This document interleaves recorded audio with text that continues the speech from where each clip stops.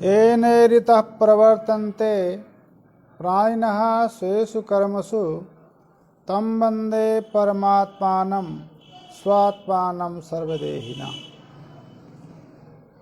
नमो नवघनश्याम कामकामितदेहिने कमलाकामसौदाम करणकामुपगेहिने। वेदांत शास्त्र के अध्येतागण एवं संस्कृत शौर्यम आमुख पटल के संचालक राजकुमार जी, पंचदशी प्रकरण में महाभूत प्रकरण, महाभूत विवेक प्रकरण चल रहा था। उसी में बताया गया भौतिकत्व के सात्विक, राजस और तामस तीन प्रकार के पदार्थ हैं। महाभूतों का उन सात्विक भावों से सात्विक ही पूर्ण निष्पत्ति पापोत्पत्ति राशि तामस नोभयम की व्यथाई थी। इसके बाद बताया कि अहम प्रत्यय करता, ये लोक प्रसिद्ध है। उसके उत्तर में बता रहे हैं अस्पष्ट शब्दादि युक्तेषु भौतिकत्वम अतिस्फुटम आच्छादवपि तत्शास्त्र युक्तिभ्याम अवधारितम्। कहा शब्दादि युक्त स्पष्ट शब्द स्पर्शादि गुण ही सहित घटादिषु तत्तद गुण से युक्त जो द्रव्य हैं, घटपटादि जो द्रव्य हैं अस्पष्ट शब्द से युक्त हैं, रूप से युक्त हैं, रस से युक्त हैं, गंध से युक्त हैं। ऐसे जो द्रव्य हैं वो भूत के कार्य हैं। क्यों? उनमें भौतिकत्व अस्पष्ट है। विवेचन ये है कि इंद्रिय पंच महाभूत से जायमान है, इसमें क्या प्रमाण है? क्योंकि सांख्य दर्शन इंद्रियों की उत्पत्ति साक्षात अहंकार तत्व से करता है। उसी से पंच तन मात्राएं उत्पन्न होती हैं, जिससे महाभूत है। परंतु वेदांत शास्त्र या न्याय शास्त्र पंच जो महाभूत हैं, महाभूतों से ही इंद्रियों की उत्पत्ति मानते हैं। अब यदि महाभूत हैं, भौतिक हैं इंद्रियां, तो उनमें भौतिकत्व प्रतीत होना चाहिए। जो सत्व रज तम महाभूतों के गुण हैं, वो भौतिकत्व उसमें प्रतीत होना चाहिए। उसको बताया सब अस्पष्ट शब्दादि युक्तेषु, जहाँ पर अस्पष्टतया शब्दादि गुण से युक्त हैं, वो हैं आपके घटपटादि भूतों से जायमान पदार्थ, वो भौतिक हैं। यदि वो भौतिक नहीं होते तो भूतों के जो गुण हैं उनमें घटपटादि पदार्थों में नहीं आते, अतः उनमें स्पष्ट शब्दादि युक्तता, शब्दादि की प्रतीति होने के कारण उनका भौतिकत्व घटपटादि पदार्थों का भूतजन्यत्व अस्पष्ट है। अब जो इंद्रियां हैं, जिन इंद्रियों का चक्षुरादि इंद्रियां जिनका प्रत्यक्ष भी नहीं होता है, उनको भौतिक कैसे मान लिया जाए? भूत से ही जायमान है, यह कैसे उनको स्वीकार किया जाए? कौन सा प्रमाण हो सकता है कि भूत जन्य है? तो तद शास्त्र युक्ति अभ्यास भौतिकत्व अक्षादि में, इंद्रियादि में जो भौतिकत्व है वो शास्त्र प्रमाण है। अन्नमयम ही सौम मनः आपो मयः प्राणस्तेजो मयि वाक्, ये शास्त्र प्रमाण है। और युक्ति तर्क प्रमाण है। क्या तर्क? षोडश कलह पुरुषः सौम इत्यादि छंदों में भी कहा गया है, तर्क प्रमाण भी है। क्या तर्क प्रमाण होगा इसमें? तो भौतिकत्व साधन के लिए अन्वय व्यतिरेकानुधायित्व, यदन्वय व्यतिरेक तत्तत् कार्यम दृष्टम। जैसे विमितानि सूत्राणि दीनि भूत कार्याणि भवितुम अर्हन्ति, भूत अन्वय व्यतिरेकानुविधायित्वात्। यद अन्वय विधायी तत्तत् कार्यम यथा मृदन्वय विधायी घटः।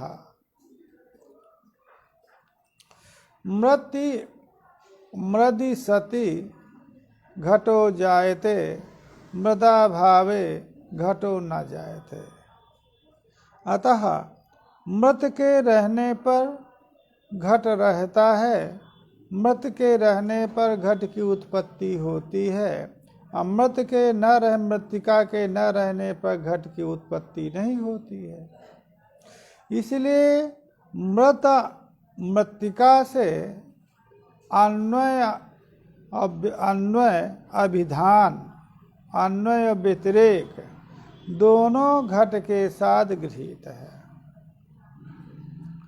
मृत्तिका के रहने पर घट का रहना अन्वय है, मृत्तिका के न रहने पर घट का न रहना व्यतिरेक है। तो अन्वय व्यतिरेक अनुविधायित्व अनुविधायी घट है, अतः मृत अन्वय अभिधायी है, मृत व्यतिरेक अनुविधायी है। इसलिए घट मृत्तिका का कार्य है। इंद्रियां भी महाभूतों के रहने पर इंद्रियां हैं, महाभूतों के न रहने पर इंद्रियां नहीं हैं।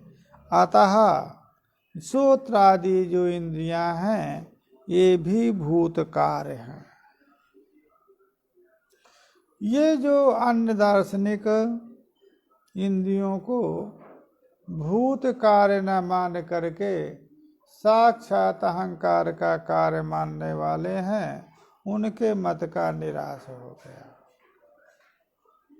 घट आदि भूत कार्य हैं, उनमें भौतिकत्व, शब्दादि युक्तों में भौतिकत्व अत्यंत स्पष्ट है, और इंद्रियों में भौतिकत्व शास्त्र प्रमाण से युक्ति प्रमाण से मानना होगा। अतः इंद्रियां भी तत्तद महाभूतों से जायमान है।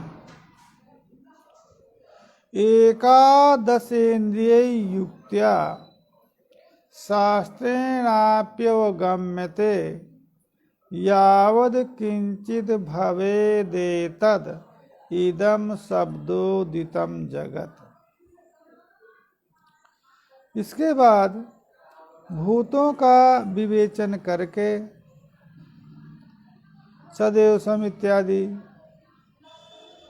श्रुतियों का इंद्रियों का विवेचन किया। इंद्रियों के विवेचन के बाद एकादश इंद्रियैः युक्त्या शास्त्रेणाप्यवगम्यते प्रत्यक्षादीन सर्वैः प्रमाणैः शब्दार्थत्वादि प्रमाण ज्ञानैः यावद् किंचित जगत् तत्सर्वं सदैव इत्यादि। एकादश इंद्रियैः प्रत्यक्ष, जो एकादश पंच ज्ञानेन्द्रिय, पंच कर्मेंद्रिय और मन, एकादश इंद्रियैः युक्त्या शास्त्रेणाप्यवगम्यते प्रत्यक्षादि सर्वैः प्रमाणैः। जो भी इंद्रियां ज्ञानेन्द्रियां हैं, उन ज्ञान इंद्रियों के द्वारा युक्ति तथा शास्त्र के प्रमाण से द्वारा यावद् किंचित भवेत इदं शब्दोदितं जगत्। इदं शब्द व्यवहार अर्थ जो भी जगत है, वो एकादश इंद्रियों के द्वारा, युक्ति के द्वारा, शास्त्र के द्वारा जिसकी अवगति हो रही है, जिस जगत की, यावद किंचित इदम इस पद से बोधित है, वो इदम शब्दोद्बोधितम जगत इदम सर्वम पुरा सृष्टे है। वही जो जगत, इदम पदार्थ, इदम पद पूर्ववर्ती अर्थ का बोधक होता है। इदम पूर्ववर्ती जो जगत है, इदम पद से जो व्यवहार अर्थ है, जो 10 कर्मेंद्रिय, ज्ञानेन्द्रिय और मन, एकादश इंद्रियों के से युक्त है। एकादश इंद्रियां माने पंच ज्ञानेन्द्रियां और मन जिस जगत का बोधक है, माने प्रत्यक्ष प्रमाण गम्य है। शब्द प्रमाण शास्त्रेण अवगम, शब्द प्रमाण का जो से अवगमित होता है, जो अनुमान के द्वारा जिसका ज्ञान होता है, ऐसा जो भी इदम पूर्ववर्तीत्वेन जो व्यवहार का विषय जगत है, वो जगत इदम सर्वम पुरा सृष्टेः एकमेवाद्वितीयम् सदैव आसीत नाम रूपे नास्ताम इति आरुणेः वचः। ये जो जगत है, जो 10 एकादश इंद्रियों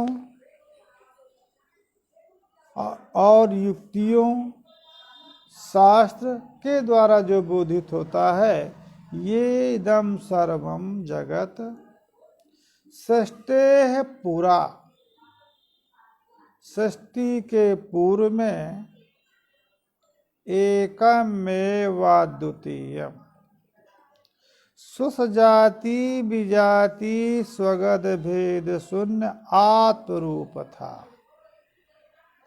सृष्टि के पूर्व में यह जगत जो इसका अधिष्ठानतया उपादान कारण ब्रह्म है, जो स्वसजाति विजाति स्वगत भेद शून्य है, तद रूप था।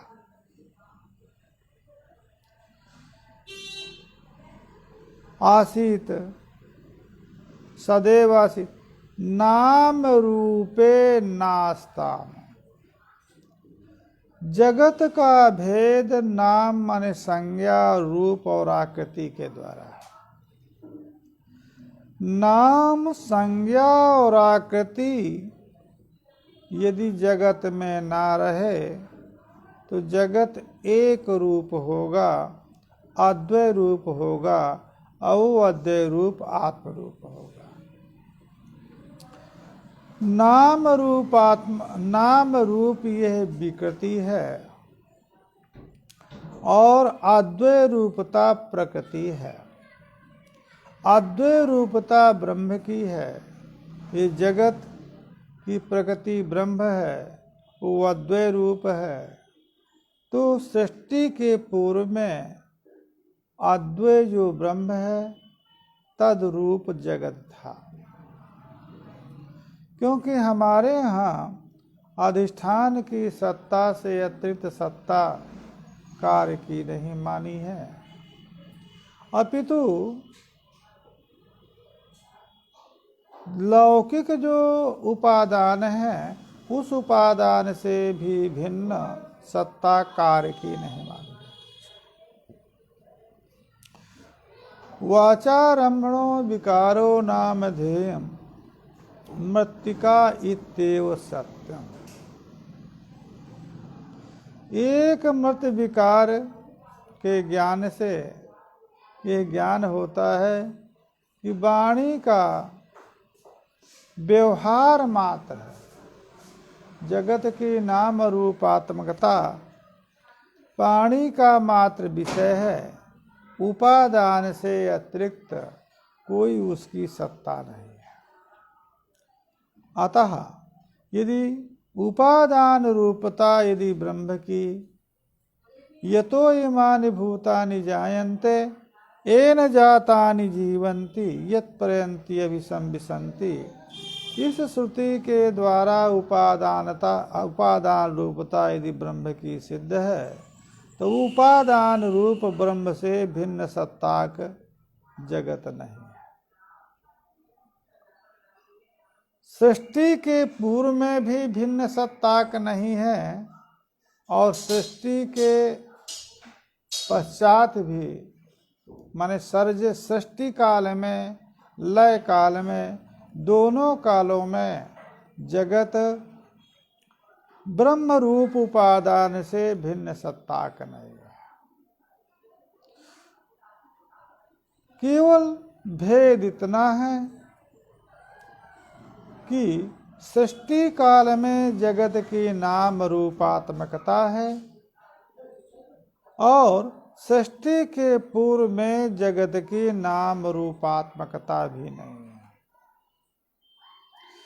नाम रूपात्मकता के कारण ही जगत में इदम नाम इदम रूपम, तो नाम रूप के कारण जगत का में भेद है। नाम रूपात्मकता जब नहीं है तो जगत में अद्वय रूपता है।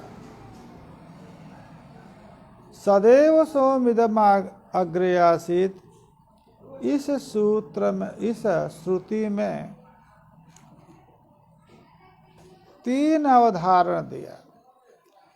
सत एव एकम अद्वितीयम सदैव एव एकम अद्वितीयम। तीन अवधारण हैं। तीन अवधारणों के द्वारा स्वसजाति विजाति स्वगत भेद शून्य ब्रह्म माना जाता है।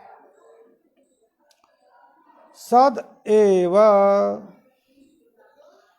के द्वारा ब्रह्म सजाति ब्रह्मा अन्य ब्रह्म नहीं है, इसकी निवृत्ति हुई। ब्रह्म सजाति और एकम ब्रह्म सद एव सद अतिरिक्त नास्ति। तो विजाति धर्म सद अतिरिक्त जो जगत है वो ब्रह्म से भिन्न है। तो ब्रह्म सत एव न असत। इससे स्वसजाति विजाति की व्यावृत्ति हुई। एकम एकम से सजाति की व्यावृत्ति हुई। अद्वितीयम से स्वगत की व्यावृत्ति हुई। तीन प्रकार के भेद हैं। स्वसजाति भेद, विजाति भेद और स्वगत भेद।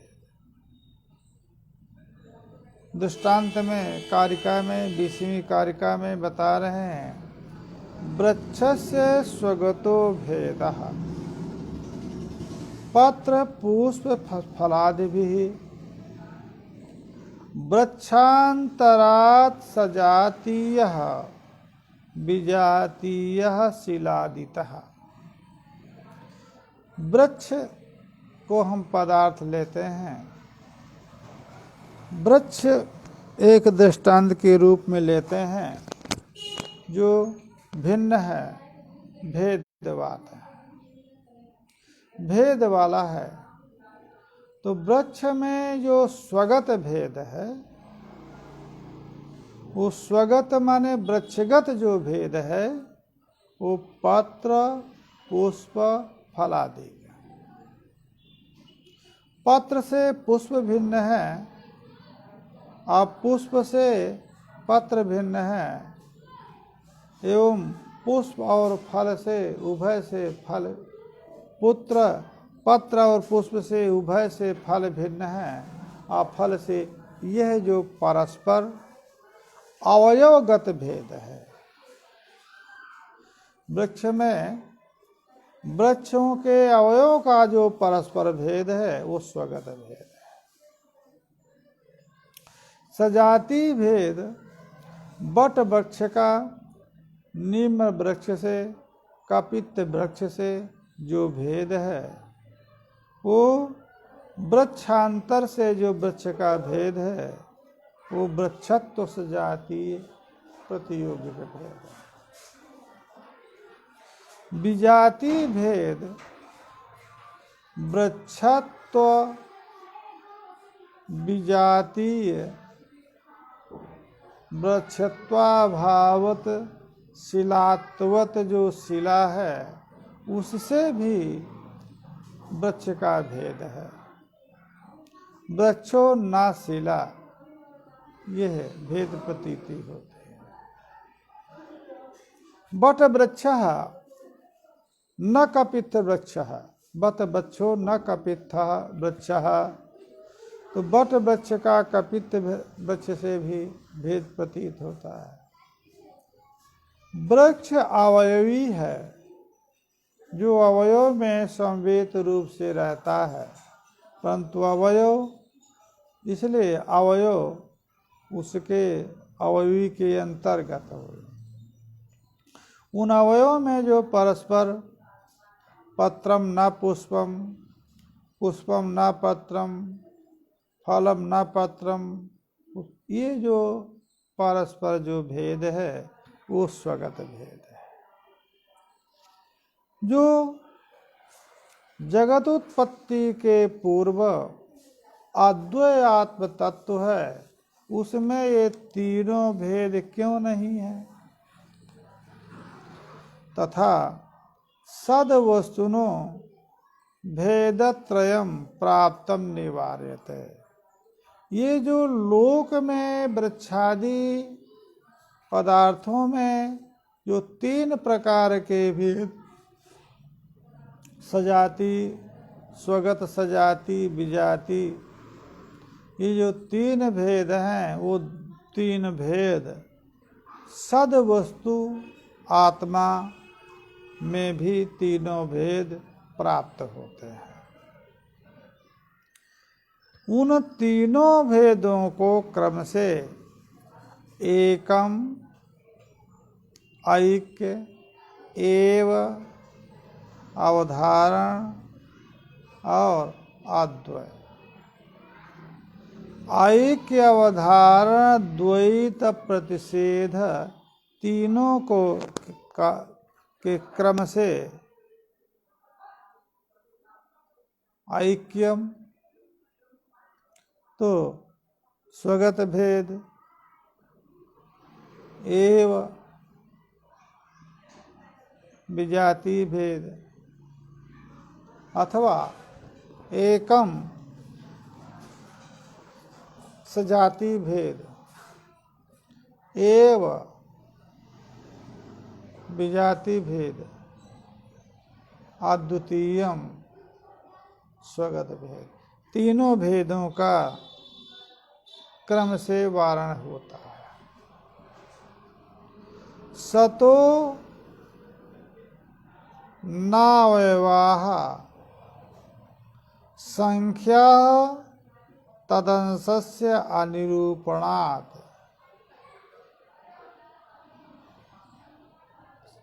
नाम रूपे न तस्यासौ तयो अद्यापि अनुभूय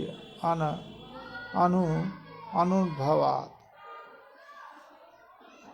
कहा, सृष्टि के पूर्व में जो आत्म तत्व है, वो आत्म तत्व में स्वगत भेद नहीं है, क्योंकि सदैव स्वगत भेद, एव पद से यहाँ पर स्वगत भेद की निवृत्ति किया है। सदैव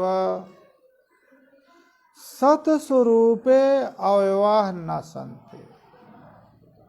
तो सत में यदि अवयव नहीं है तो अवयवगत निवृत्ति, अवयवगत भेद नहीं है। पत्र पुष्प, वृक्ष में पत्र पुष्पादि अवयव हैं, अतः अवयवगत भेद है। सत स्वरूप जो आत्मा है, उसमें कोई अवयव नहीं है, अंश ही नहीं है। न अवयवा संख्या, अवयवों की आशंका नहीं कर सकते हैं। अतः तद अंशस्य निरूपणात्, क्योंकि सद स्वरूप के अंशों का निरूपण हुआ नहीं। अतः अंतगत जो भेद है, स्वगत भेद, वो सद स्वरूप आत्मा में नहीं है। दूसरा, नाम रूपे न तस्यांशो, कहा नाम रूप, उसको भी नाम रूप को अंश मान लिया जाए। जिस प्रकार से वृक्ष के अंश, वृक्ष में अंश पत्र पुष्प फल को माना है, उसी प्रकार से यहाँ पर अंश नाम रूप को मान लिया जाए। कहा इनको अंश नहीं कहा जा सकता है। तयो अद्यापि अनुभवात। नाम और रूप का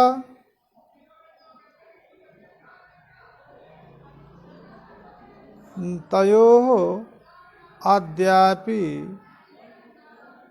अनुद्भवात्। हाँ, क्योंकि नाम और रूप का उद्भव कार्यभूत जगत में होता है। नाम रूप का उद्भव आत्मा में नहीं है। अतः यदि जिस प्रकार से वृक्ष में पत्र पुष्प का उद्भव होता है, अतः पत्र पुष्प तो उसके अवयव हो सकते हैं, आत्मा में नाम रूप का उद्भव होता ही नहीं है। अतः नाम रूप अंश भेद आत्मा में नहीं हो सकता। नाम रूप उद्भवस्यैव सृष्टित्वात् सृष्टिता पुरा न तयो उद्भवः तस्मात् निरंसम सत् यथा वियत्। कहा सृष्टि क्या है? नाम रूप का उद्भव ही सृष्टि है। सृष्टि के पूर्व में नाम रूप उद्भव है ही नहीं, तो राम नाम रूप का सृष्टि के पूर्व में जब उद्भव ही नहीं है, तो उस नाम रूप को ब्रह्म का अंश नहीं बनाया जा सकता। न तयो उद्भव तस्मात्, जब उनका उद्भव ही नहीं है, अतः सृष्टि के प्राक काल में निरंसम सत,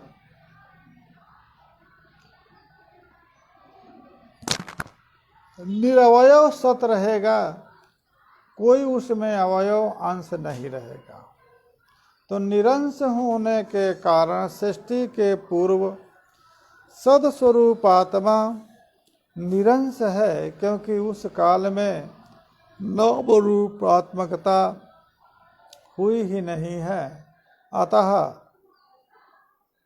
जब निरवयव है, निरंश है, तो अंशगत भेद जो स्वगत भेद है वो ब्रह्म में नहीं हो सकता है।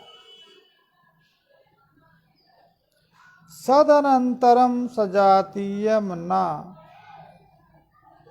वैलक्षण्य वर्जनात् नाम रूपाधि भेदम बिना नैव सतो भिदा। सजाति भेद, सजाति भेद बिना। सदनंतरम सजातीयम, सद से भिन्न कोई सजातीय पदार्थ ना, क्योंकि वैलक्षण वर्जनात्,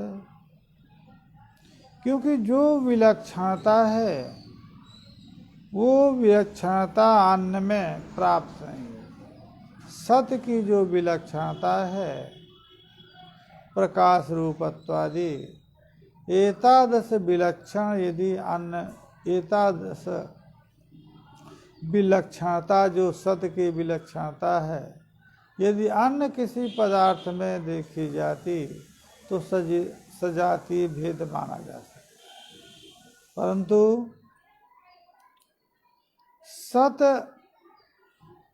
अनंतर माने सद से जो भिन्न सजाती है वो कोई नहीं है। क्यों?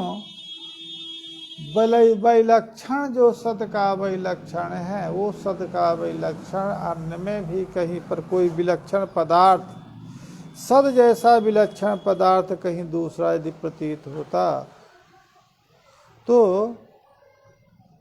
सजाति भेद सत में माना जा सकता था।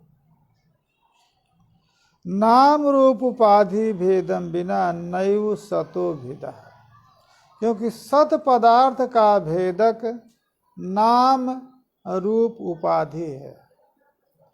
संज्ञा आकृति के द्वारा ही, उपाधि के द्वारा ही सद ब्रह्म का भेद होता है।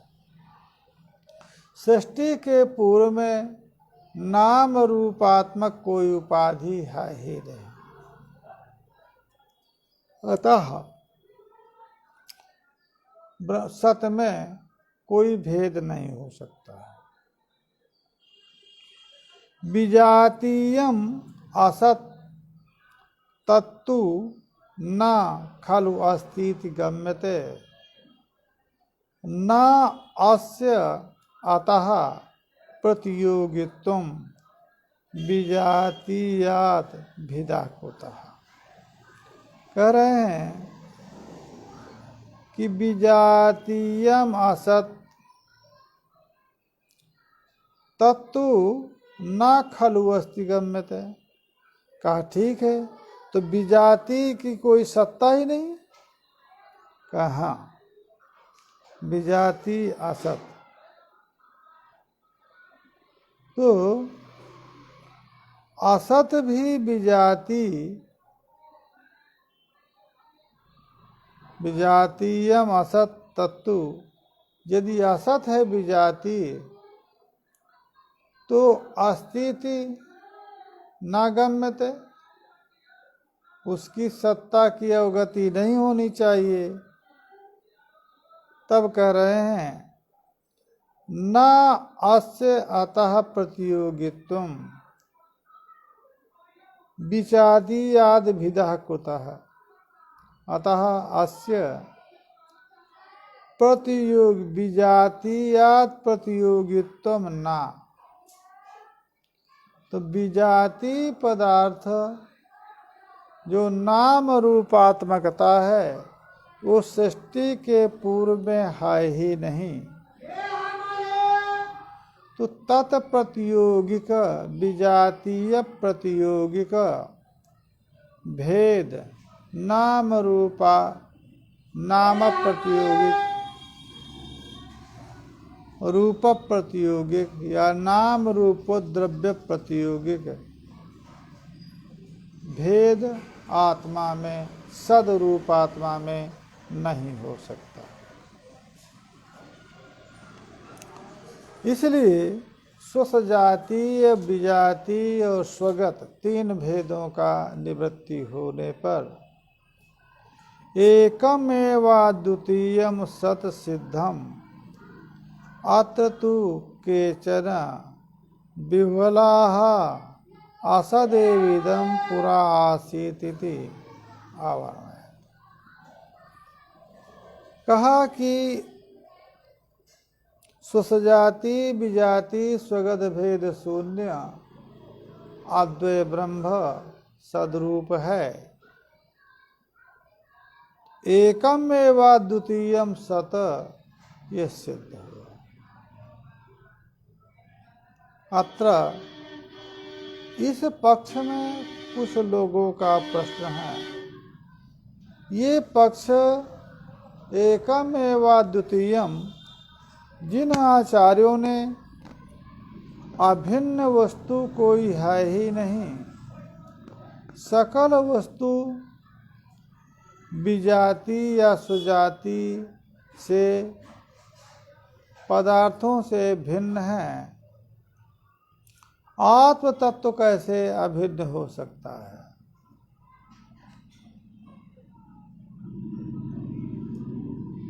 एकम एवं द्वितीयम सत सिद्धमत्र तु केचन। इस प्रकार से युक्ति के द्वारा सत स्वरूप आत्मा को मैं स्वसजाति विजाति स्वगत भेद शून्यता त्रिविध भेदों की शून्यता सिद्ध की गई, परंतु इस त्रिविध भेद शून्यता सुनकर ही कुछ लोग विह्वल हो जाते हैं,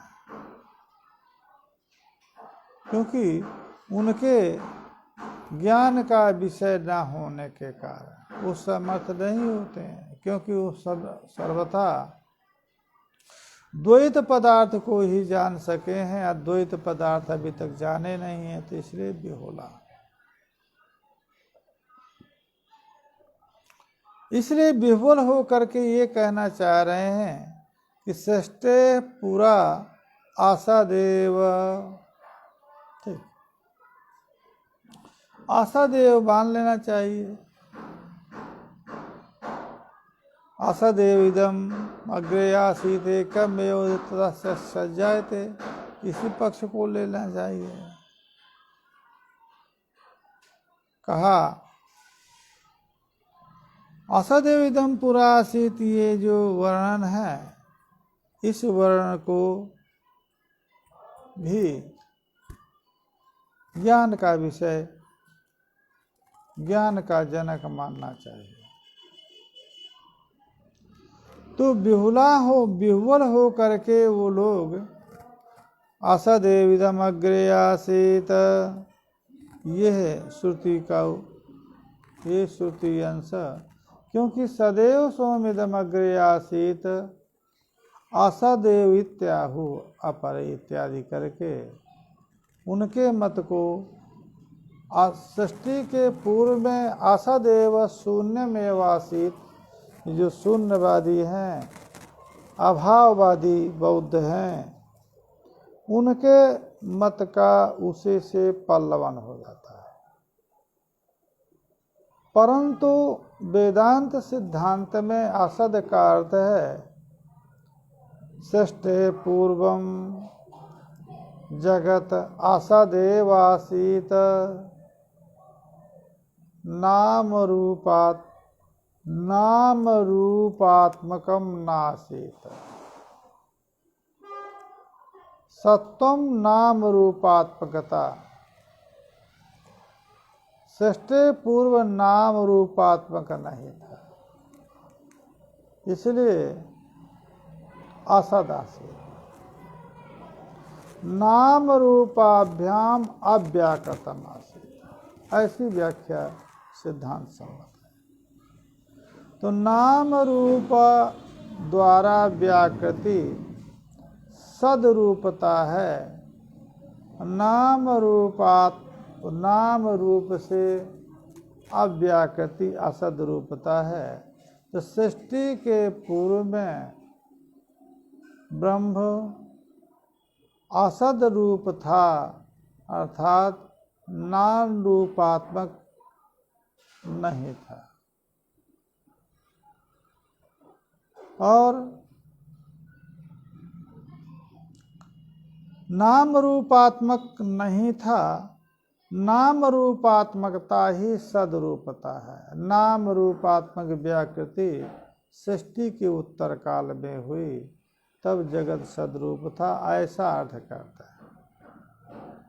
और जो शून्यवादी बौद्ध हैं, अभाव से जगत की उत्पत्ति कहते हैं, तो उनके मत में सृष्टि पूर्वम जगत शून्यम आसीत, सृष्टि के पूर्व में जगत असदेव आसीत शून्यम आसीत इत्यादि।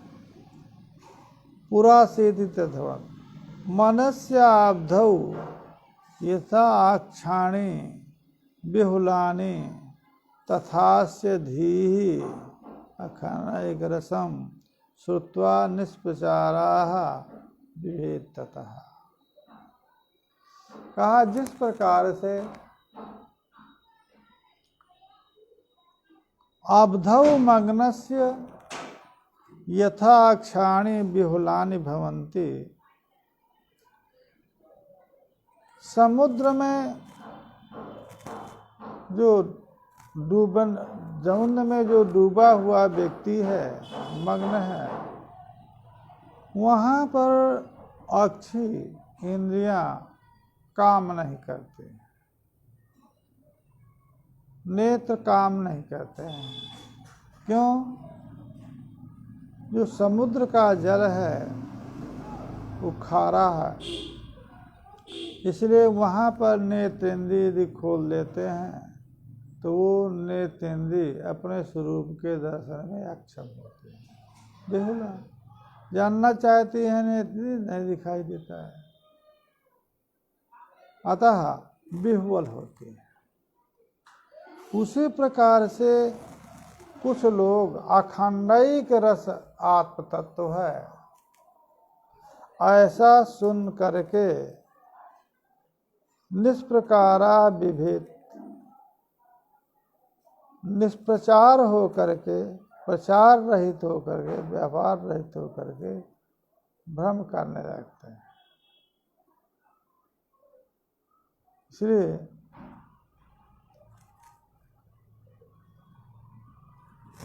तो जिस प्रकार से निष्क्रिय जो अखंड एक रस सुनने मात्र से विह्वल हो जाते हैं, उनके लिए दूसरा उपाय है कि असदेव, वो अंतो गत्वा ये समझ लेते हैं कि सृष्टि के पूर्व में असद रूपता थी।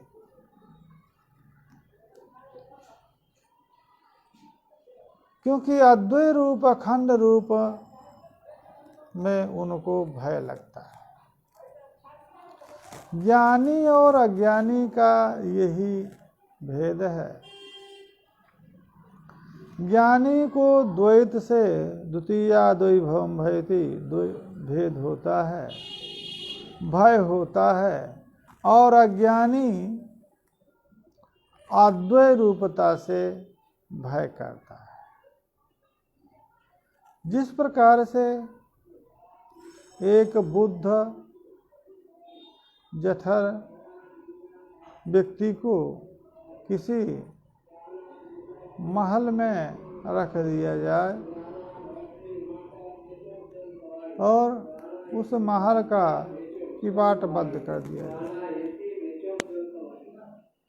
तो जब उसमें कोई नहीं रहेगा तो अबोध बालक रोएगा, क्योंकि अद्वैत से उसको भय है। कोई न रहने पर डर लगेगा। भले ही बाहर संपूर्ण सुविधाएं हैं, रक्षा की सुविधाएं हैं, परंतु अंदर यदि कोई द्वितीय व्यक्ति नहीं है तो उसको भय है। और उसी के साथ भले ही दुष्ट जनों को, दस्युओं को उसके साथ छोड़ दिया जाए उस कमरे में, उस महल में, उसको भय नहीं लगेगा। भले ही वो उसके जान के खातिर हानिकारक हैं, उसको जान की रक्षा में बाधक हैं, परंतु उनसे उसको भय नहीं है जितना अद्वैत रूप से भय है। वही ज्ञानी जब महल के अंदर कोई नहीं है, अद्वैत रूपता है, तो उसमें निर्भयता मानता है। अन्य जो अपरिचित व्यक्ति उसके साथ रहेंगे तो उसमें भय होता है, ये लोक सिद्ध है। उसी प्रकार से जो पामर हैं वो अद्वैत अखंड एक रस में निष्प्रचार हो करके वो अद्वैत खंड से भ्रम करते हैं। और अद्वैत अखंड रस से जो है भय करते हैं, और वही वहाँ पर द्वैत प्रपंच जो भय का हेतु है, वो रहने पर भय नहीं होता है। इति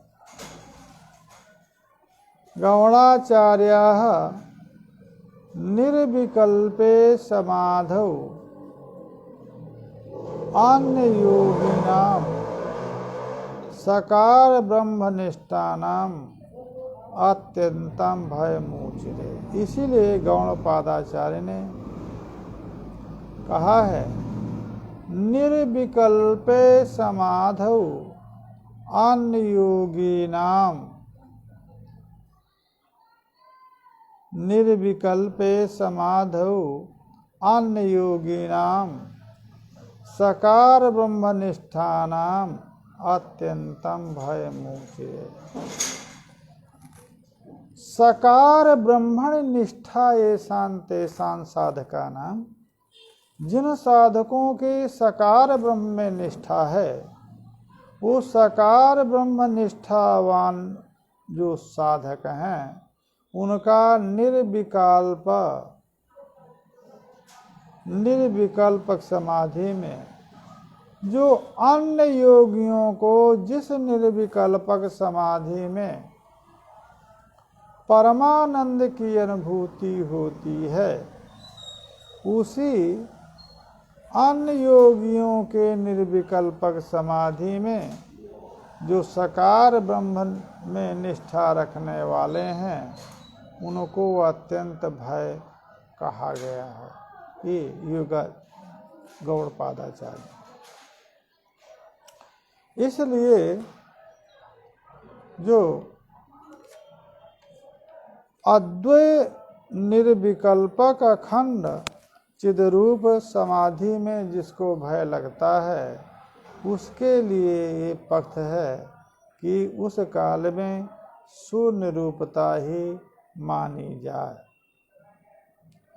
स्पर्श योगो नामेश दुर्दर्शः सर्वयोगिभिः योगिनो बिभ्यति ह्यस्मात् अभये भयदर्शिनः। न स्पर्श योग्य, जो स्पर्श के योग्य नहीं है, एस नाम ये जो संज्ञा है। दुर्दर्शः जो दुष्टेन द्रष्टुम योग्य है, तो दुर्दशा जिसको दुख पूर्वक देखा जा सकता है, सर्वयोगियों के द्वारा जिसको स्पर्श योग्य नहीं है, ऐसा जो दुर्दर्श है, जिसके ज्ञान में कठिनता है, ऐसा सर्वयोगी भी सभी योगियों के द्वारा जो नहीं देखा जाता है, ऐसे जो अभय भय दर्शिना है, जिसमें कोई भी भय नहीं है, अद्वय ब्रह्म में, उस अभय ब्रह्म में भय सकार ब्रह्मनिष्ठ योगी मानते हैं। इति और भगवत पूज्य पादास्य शुष्क तर्क पटूनमून आहुर्माध्यमिकान भ्रांतान अचिंते अस्मिन् सदात्मनि। ये जो माध्यमिक हैं, जो शून्यवादी माध्यमिक हैं, इति और उनके मत को यहाँ से भगवत पाद पूज्य शुष्क तर्क पटून गौण पादाचार्य ने तो ये कहा कि निर्विकल्पक समाधि में सकार ब्रह्म निष्ठों को अत्यंत भय पैदा होता। भगवत पाद शंकराचार्य का तात्पर्य कथन क्या है? इन्होंने कहा है शुष्क तर्क पटून अमून।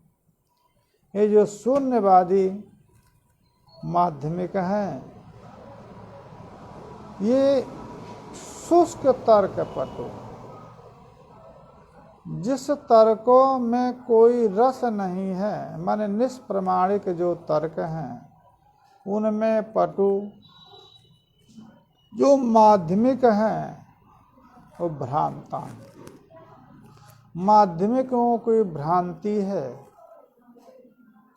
कि असद रूप है, वो अद्वय रूप नहीं।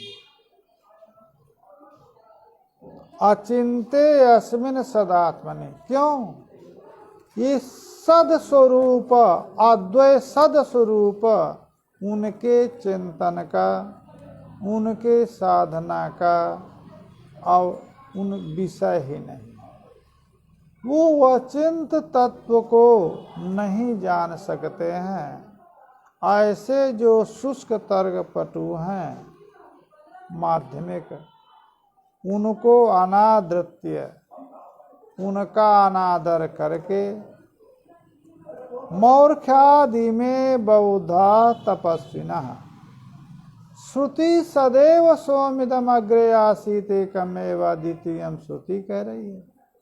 इस श्रुति को अनादर करके, ये क्यों? मौर्ख्यात, मूर्खता के कारण जो बौद्ध तपस्वी लोग हैं, आपे धीरे निरात्मत्वम अनुमानैक चक्षुषः। अनुमान ही एक प्रमाण है जिनके पास ऐसे अनुमान एक चक्षुष ये बौद्धगण निरात्मवाद आत्मा कश्चित पदार्थो नास्ति निरात्मवाद का उपस्थापन किया। अतः उस निरात्मवाद का खंडन करना इसलिए सरल है क्योंकि श्रुति ही उसका प्रतिपादन जो सात्मवाद आत्मस्तित्ववाद का श्रुति इतिहास पुराण आदि सिद्ध है। अतः मूर्खता के कारण जो निरात्मवाद की स्थापना किया है बौद्धों ने उनका शून्य में आश्रित भूते इत्यादि आगे चल करके पुनः हरि ओम तत्सत हरि ओम तत्सत।